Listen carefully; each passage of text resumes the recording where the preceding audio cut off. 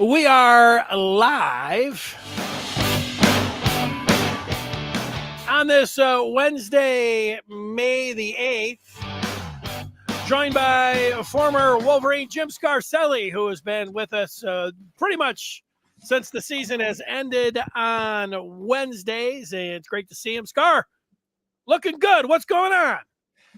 Oh, Denny, it's mid-May. I just pulled out one of my old Michigan camp T-shirts. I got a few of them left, man. I worked at camp for 15 years, worked with a lot of great coaches, man. I think Wink worked at camp. I worked at camp with John Harbaugh, Rick Minter, so many good coaches that went on. I remember when Mike Elson was a GA and just a gopher, as a young coach. But I got the old T-shirt, brought back. Did that for 15 years, and that we did a lot of recruiting out of that camp. And how has it changed? They don't do camps overall, or they do them for younger kids, or do specialized camps? I give Harbaugh credit. Okay, the way the trend is 1-day camps. You bring a guy in it's all about recruiting now. You bring these guys in that you want to recruit, and you're basically evaluating them on a 1-day deal. But Jim also did a 1-day for anybody, and he only charged $25. Now I don't know. I'm hoping Sharon continues that, because it was when I coached it. There was Jim Herman ran it, Lloyd Carr ran it when it was always the defensive coordinator that ran the camp, and a big part of the reason they did it back then was for money too. I mean, they weren't paid like they are now. These guys don't need to do it for extra money. And, it was a big way to recruit kids. And now it's just not as big a deal, man. You get filmed so easy. They go to all these 1-day deals. But, and there was a big emphasis on giving the kid the money's worth. That's what Lloyd Carr wanted. That's what Jim Herman wanted. We're going to give the guys, we're going to coach the heck out of them. I don't care if he's never playing college football. That was an emphasis from what they felt value-wise we should be giving these kids. And now they I think all kind of work together. There'll be a camp up at Ferris, and there'll be a camp at Eastern, and there'll be a camp at Michigan, and it's kind of like they all agree to kind of go around, and those are the 1-day camps too. So yeah, the sound body, sound mind stuff cut into some of that action. That they do it up in Grand Rapids or California, different places, and that makes it easier for certain guys. And that's a whole nother topic that if you want, maybe we'll discuss that one week. My thoughts on sound body, sound mind, because there's a lot going on there that makes it easier for college coaches to just come 1 day and they're all invited to look at kids. But I like it. Camps are still a factor in recruiting. They're still a factor in recruiting. Well, what also is a factor in recruiting is name, image, and likeness. And what is also a factor in recruiting, although it's not high school recruiting, it is transfer portal recruiting, and those things are all going on, and that's what we're going to talk about today. And let's start out with the name, image, and likeness. And you wanted to go south with how you saw Ryan Day, and something struck you down in Columbus with the Ohio State coach. Well, I saw that they have a different strategy up in Columbus now. Gene Smith was always the guy that was making the phone calls to the big donors. He's the athletic director. It'd be like Ward Manuel. Okay, so what they found was that Gene Smith only has so much juice when he talks to Al Glick or, Ross, our guys. You know what I mean? Potential donors, yeah. Big time donors. So what they realized, let's have Ryan Day call these guys. So now they're talking directly to the coach. Hey, we're going to have you in the suite. We're going to have you're going to have access to this. We're going to do this. Maybe we'll name, whatever.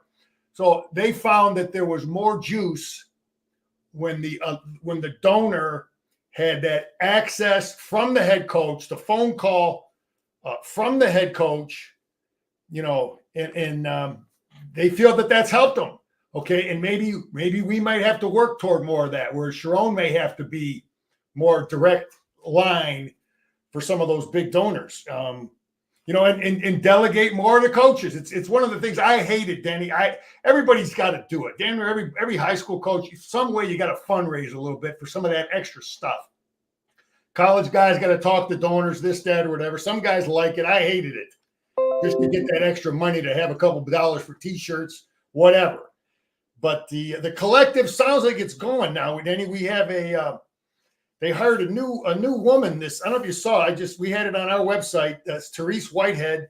So she's going to be really handling this thing and trying to coordinate it and make it more efficient and really help our coaches compete. You guys they had an article on it today. I got to believe, Denny, that something good is happening with NIL because of what's happening with that basketball team. The ability to bring all those kids in.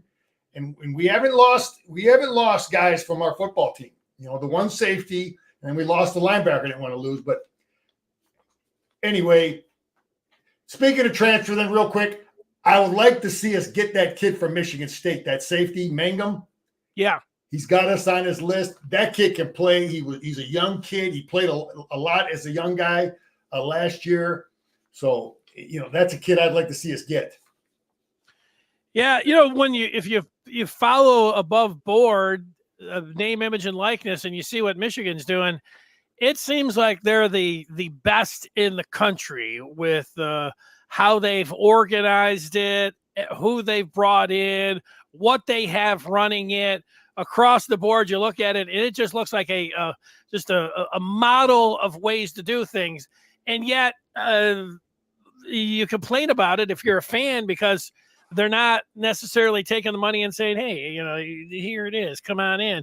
And, so they're doing it a different way. They're still not, people say Michigan needs to get their NIL together. I mean, how many times you hear that? I see that every day. They need to, it's either complaining about Ward Manuel, refusing to take money, which seems bizarre to me. But that's what a lot of people think. And the other part is that, people just blanket. They put that blanket statement out there that Michigan needs to get their NIL together. It seems like they have everything that you need. The thing that they're not doing is the thing that we've been talking about for years, and that they are not willing to walk in there and say, hey, well, this is the bonus that you can have coming in, or they're just not willing to go to the prices that some other teams are, because they have in the transfer portal. They do seem to be waving a little cash around. They seem to be reluctant to wave the cash for the press. Danny, you know what I'd like? The $1 million question I'd like to know. What is that? Yeah, tell me. I'd like to know what that discussion is like with the kid Mangum, the safety from Michigan State. I'd like to be in on that discussion with Sharon Moore and the NIL opportunities, options, pay, whatever. I'd like to hear that. I'd also like to hear that conversation with Esposito, Mark Wink, and Sharon with the kid from Grand Valley. I'd love to hear that discussion. We're talking about it. We just don't know. The kid from Grand Valley's got us. I think the same thing with Mangum. There's like 4 teams they're down to, right? Yes. And I just would like to know where we stack. We don't have the answer to that question. If someone can give us the answer, but he's got us in the list. Now, if we close the deal on one of those guys, you got to believe we're throwing something on the table. But we're going to find out. Those are 2 guys we need to look at to get a real good feel for just what are we doing to entice the transfer. Right. Well, it's going to be different for different guys, and that's why what you're talking about here, and there's 2 guys. Let's just see. These are the guys that Michigan has right now. Javier Suggs, the defensive tackle from Grand Valley. Michigan is in, I think there's a final 6 for him. And then Mangum, who is a safety from Michigan State. The thing is, it would be surprising. They're not giving these guys the moon and the stars to come in. Both of these guys are depth pieces. They're not offering Mangum to come in. Michigan has Makari Page. Hey, Denny, Mangum could start. Mangum could be a guy that could be a starter. He's that kind of an athlete. He's a hell of an athlete. The other guy, I don't know. Mangum is a kid that will compete to start right away at the safety position, in my opinion. Well, maybe they're offering him a little bit more money. So they would offer him a little bit more and Suggs, and when you look at Michigan's the depth there, is he coming in? He's got you looked at the list. I don't have it in front of me, but was it one of the Florida schools? So there's some big time programs in there. Is he looking to get on the field and into the rotation? Is he just coming in, as a depth piece? Is he just looking for the biggest payday? I don't know, whatever it is. But what we have seen just from last year and what we have seen from both basketball and football is that Michigan, NIL wise, they are paying NIL promises for transfers, but they're not doing that for prep prospects.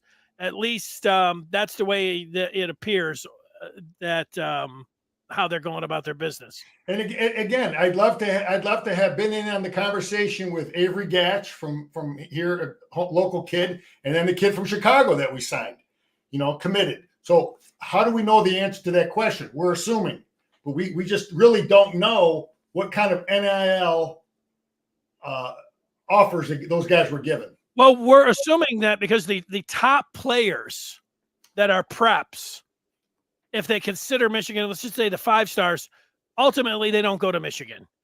They might say it's got nothing to do with NIL. And then at the end, it's exactly what it looks like. It looks like they're just going somewhere because they're getting offered money. That's the way it looks. As much as, you like the kids that they got, neither of those guys are considered, 5 stars. Kid out of Illinois is pretty highly rated, but, and so they can show guys on the team. And once you get in what, Michigan's got a lot. Michigan's got I would think of an awesome presentation about, what you can make and, if that's what it's going to be and how it can be and where you can make it up and all of those things. A lot of people like to get shown the money up front, and that's the spot. But with the preps, they are, the transfers from other school, they are showing them the money up front. And that is not somebody that's told me that, but you go to last year's basketball when they had to have somebody at the end, and Olivier Kamwa, it looked like, it walked, talked, and it looked like a duck. It looked like Michigan was promising Kamwa money. That's what it looked like. And then they got 10 transfers last year. And some of those guys were, I don't think they were just coming in on, hey, come play for a championship team, which is a nice attraction to come play for a team that's in the top 5. But it also looked like they were shelling out some promises, to those guys. That's what it looks like. Yeah. Well, a kid's going to evaluate a lot of different things, man. You show them those 4 rings. You show them that, the guys really still care about the education. We had 13 guys drafted. Our style of offense is geared toward it's a pro style offense. Our style of defense. Yeah. You got guys that coordinated in the NFL and Mentor and McDonald both coached in the NFL. So, you're selling NFL, NIL, championships, and a guy is evaluating all that stuff. Does he trust Sharon Moore? Does he trust Wink? Does he, trust our offensive coaches? And so you don't look at one thing. And but Denny. Yeah, but let me just jump in a second before you go any further. I think the gap will be closed at some point, but I think the guys that go through high school and get these rankings, 5-star rankings and all the different services, that there's already valuation that's put on them, and they've got a number, and they're like, I can get $100,000 or $200,000 up front. So Michigan can come to the plate with the rings, with the playing time, with the education, with all of this, and it all sounds so good. But another team can come to say, look, we've got $100,000 here sitting here waiting for you, and that's what you get. And that's going to win out. I know, but Danny, what did UCLA get? What did UCLA get for whatever they gave Dante Moore last year? See, that's the Michigan philosophy. Whatever they gave Dante Moore as a true freshman to go to UCLA, it was a waste of money because the kid, he won't be a real good player. He will be a good player, but not as a freshman. So they paid him. They developed him and gave him whatever the hell they gave him, and now he's going to continue his development at another school. So that's what Michigan wants to stay away from. We're not going to pay you, develop you, and then you're going to pack your stuff and go somewhere else. So Yeah, so I agree, Scar. I think it's part strategy. It's not just Michigan saying, this is against the rules, even though nobody's they've come out. You've got Virginia, you've got the antitrust. This is the way it's going. The NCAA says they're not enforcing it. Michigan's not just sitting back saying we're not doing it because it's technically against the rules, and we're ethically better than everyone. They're doing it strategically. Yeah, partly. Yeah. Vinny, I tell you, I wanted to transition over. Are you ready? I wanted to talk about Avery Gach. I talked about him about 2 months ago. You remember how I talked about him being a guy I really was zeroing in on? Yes, I do remember that. Okay, well, the reason I say that was this kid's parents both went to Michigan State. I want to make sure we dominate Michigan State. It's very important. I want them getting 1 out of 10 guys that we offer in the state of Michigan, the way it was when we were up and running for 40 years, Schembeckler, Moeller, Carr. We were getting the majority of the guys that we both recruited against. They'd get a guy maybe 10% of the time. Okay. And a really, really smart coach, Michigan guy, told me this years ago, Danny. I don't know if I ever shared this, why he wanted to keep Michigan State down. And this was his reasons. I'm not going to tell you the name of the guy, but he was a name we would all know. All right. They can get guys in and they can keep them eligible. That was a fear that this Michigan coach had about why we have to continue to beat them so they don't get their program going and don't get momentum, because we saw when they got momentum with D'Antonio how hard it was to overcome them. So you don't want them to get momentum. We want to keep them 6-6. We want to keep them 7-5, firing their coach every 4 years. That's the best scenario for Michigan fans. Okay. Anyway, this kid, I know people who know him and this, that, or whatever. I actually met the kid. Okay. And this is how these are the kind of guys we got to get, Denny. And that's what I think we're recruiting. When we go on the road to Penn State, we beat them on the road and we don't have any penalties on offense. We don't have any offsides. We don't have any of that stuff. You know what that's attributed to? First of all, this kid's a big, strong, tough, athletic kid. He's got all the measurables, okay? But he's a smart kid, okay? You go on the road, no penalties against Penn State, hostile crowd, got to communicate, got to make adjustments, got to be a smart offensive football team. These are the kind of guys you win championships with. Now, I'm sure that there's a bunch of other ones that fit the same mold, because that's how we you win championships with guys that can play and guys that can are smart. But I met the kid. I shook his hand. I just got to tell you, the intelligence jumps out at you. I've seen his film, and I don't want them guys in Lansing getting any of these kind of kids. They get the guys we don't want. And anyway, fired up that we got this kid. Yeah, well, it makes it that much sweeter when he's a legacy player to Michigan State and you're able to get him to go to Michigan. That's no small thing to be able to do that. But when you go back to what Michigan's selling, Michigan for the last 3 years, however you want to say, I know you say it was the defense, the style of play, running the ball, smashing, in committing to a physical offensive line is right there. If you don't want to say it's number one, it's right behind Michigan. Let me clarify that a little bit. Maybe, listen, I've said that the change in our program was the things we did on defense. I mean, yeah. You can see that it changed as soon as we changed our structure. Maybe we always had what it took offensively, but we just couldn't get off the field. So maybe, because our offense hasn't totally changed. Jim has evolved. He was more Stanford when he first got the job. He wanted to run a ton of tight ends, but I think the transition with Josh Gaddis, we opened it up. The RPO game came in with Gaddis, but anyway, I don't want to beat that up. That I was totally focused. I don't know. It's okay. That's one of those other things that you give Harbaugh credit for. He came in, he had a style, and then maybe he thought it wasn't working or the game was changing, and he was willing to go to a speed and space and hand the keys at first to Josh Gaddis. Now, I think he started after a year with Josh Gaddis, he started getting more involved and even more involved But at first it was like, hey, Josh, you're coming in and we're not, this is not Stanford. This is not 85, Michigan football. This is not when I played. This is something we're doing differently. And, so I give him credit for that. Yeah. The RPO game, it really started to evolve the last 4 years. It wasn't in there when Jim first got to Ann Arbor. Yeah. So, Danny, I'll tell you another thing I wanted to talk about is the trips. Michigan, we have not heard anything about international trips, right? With Jerome Moore, no trip planned. No, I don't think so. Right.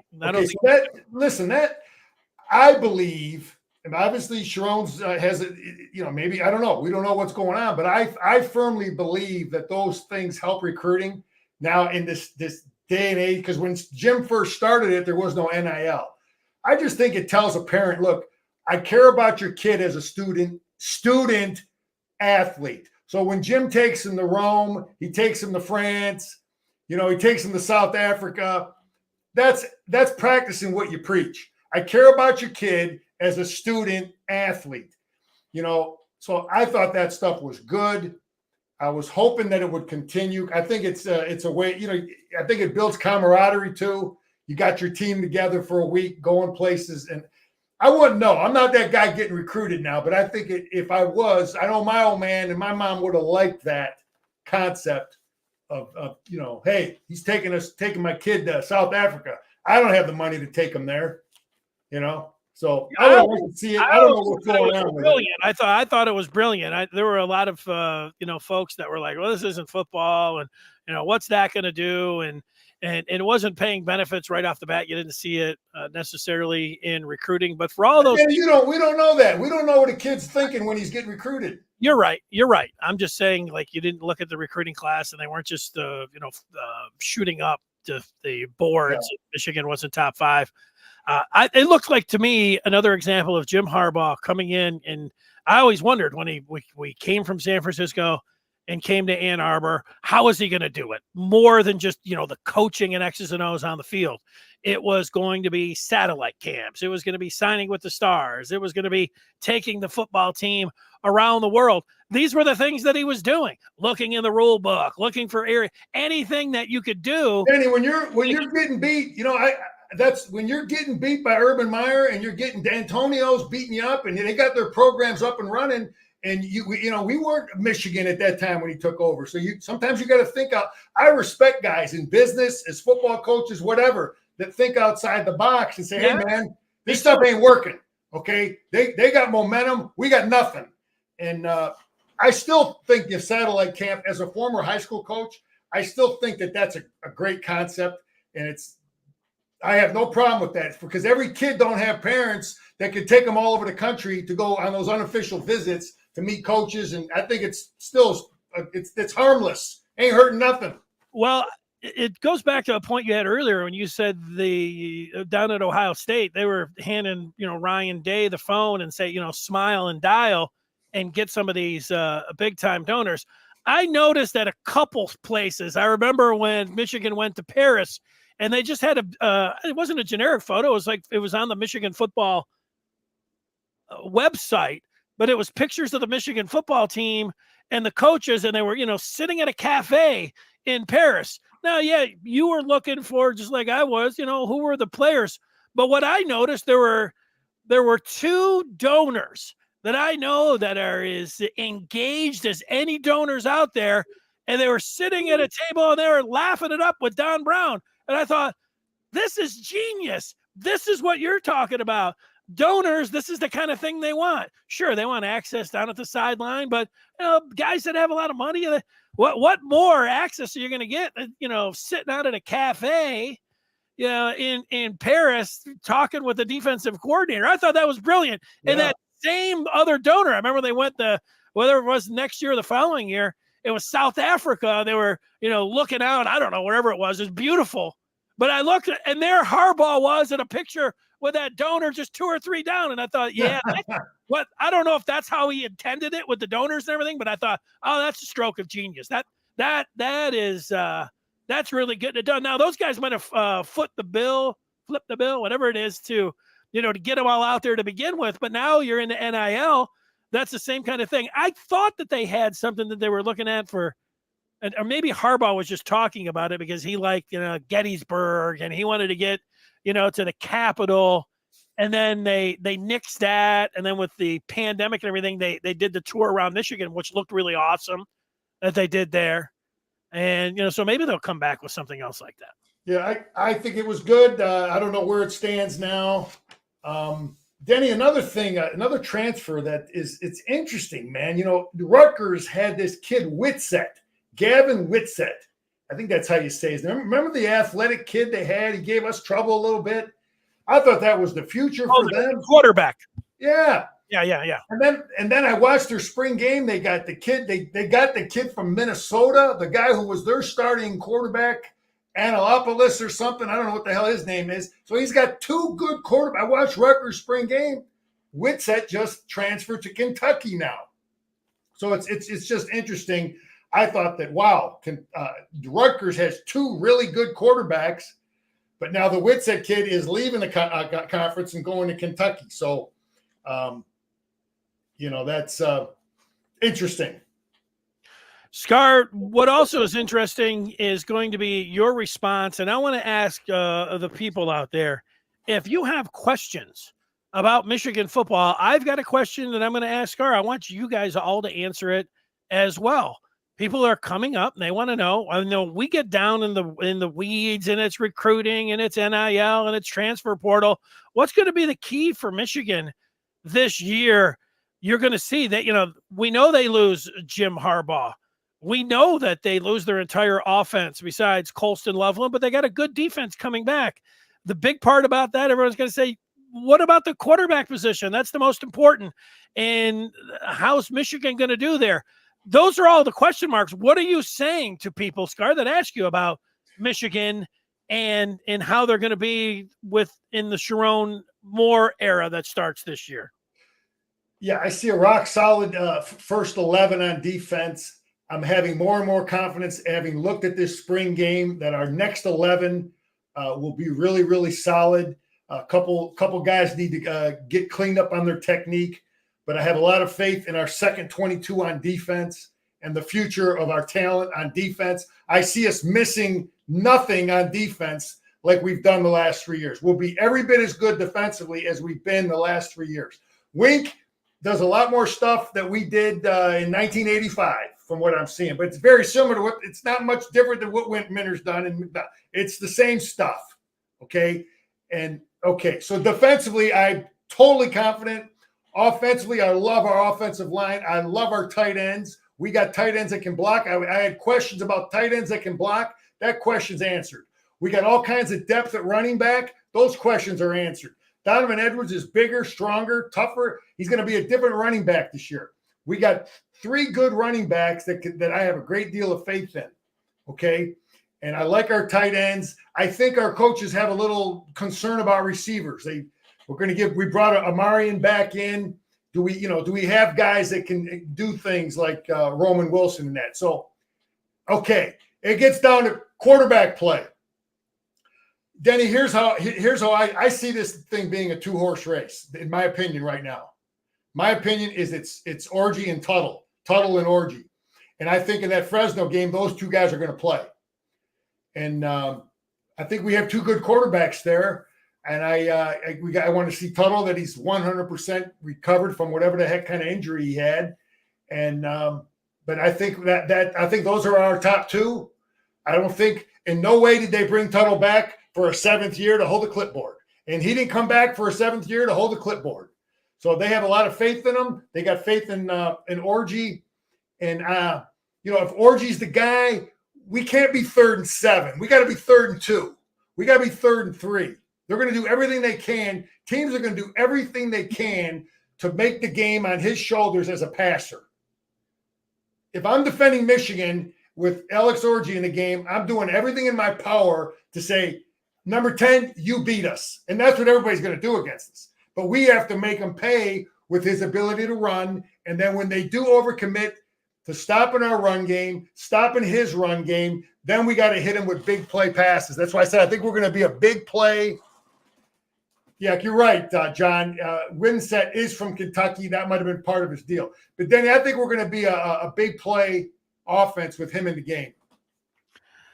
I like it. And I know that the majority of people, I do it myself, this time of year, they say, well, who's going to be the best teams? And you look and you see all of the talent that Ohio State, the guys that they're bringing back, and then what they were able to bring in. And then they do have, I don't know how proven he is, but Howard was, took Kansas State and won that Big 12 championship game and beat TCU. He's a big guy and he's a dual threat quarterback. You and the wide receivers that they have, you can understand why people like Ohio State. Oregon, you might say, well, what are they bringing to the table? They lost their quarterback, their running back, and but they get the transfer from Oklahoma and Dylan Gabriel. So that's why people like Oregon, and that's where the next cut after Ohio State and Oregon, that's where Michigan's at, and that's where you talk about how far Alex Orji or whoever that quarterback is going to be. It looks like it's going to be Alex Orji to start, and then you're going to go from there. That's how it is. Yeah, Oregon, Ohio State, Oregon, Michigan, Penn State, those are the guys that win the recruiting. You can just see there's a little bit more talent at those four schools. Okay. I don't think USC is recruiting, he's trying to, but he's getting the kind of size, toughness, offensive line size, 4 or 5 stars, whatever. I just think those four, Michigan, Penn State, Ohio State, Oregon, in Washington is right there, getting the kind of size and talent like those four.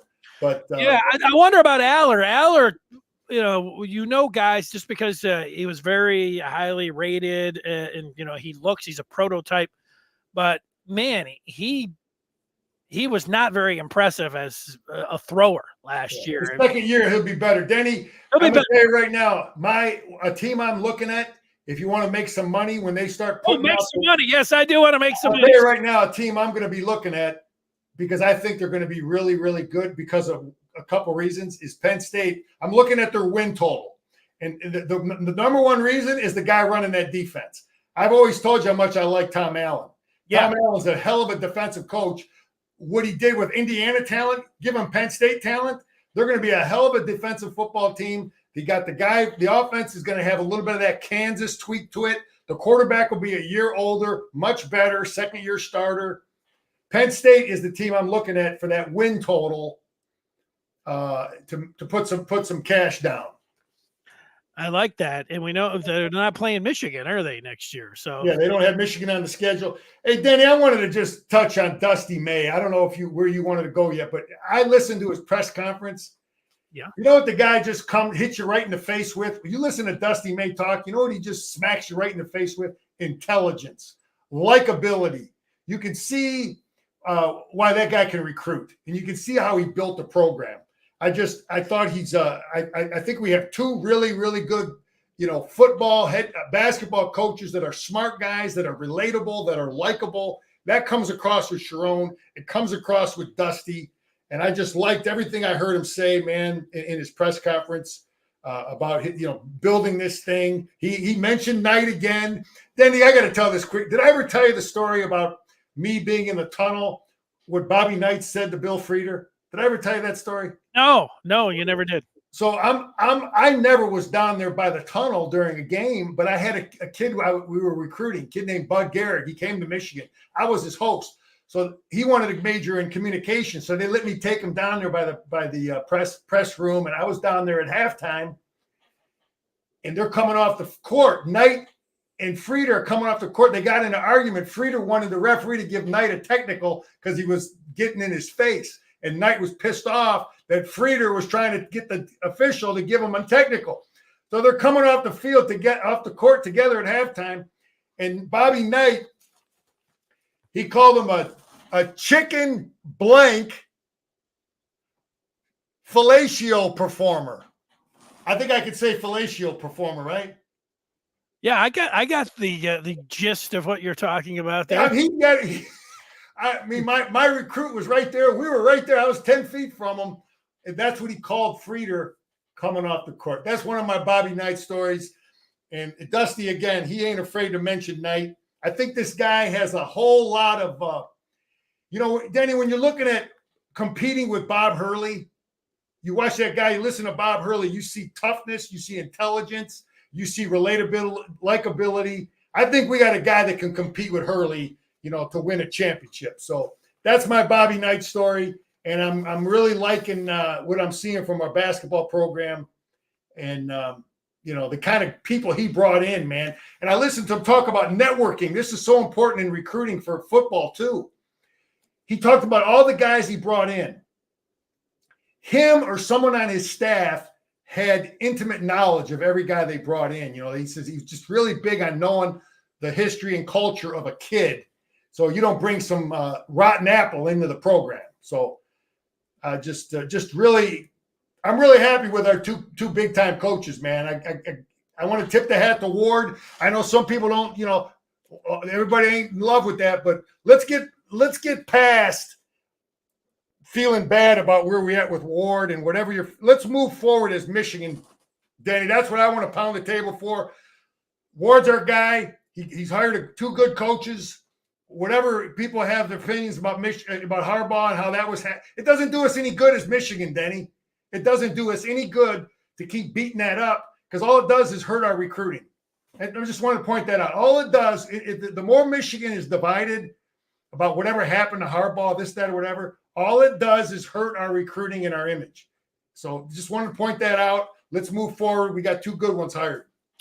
Well, it's a great thing to remember, and it'll be really top of mind when in the summer when the book comes out of Armin Katayan, who apparently is got a book that is going to be released with the subject matter of how Ward ran off both J.J. McCarthy and Jim Harbaugh. So just remember, I think it's a good idea what you're saying, Scar, but it's going to be revisited.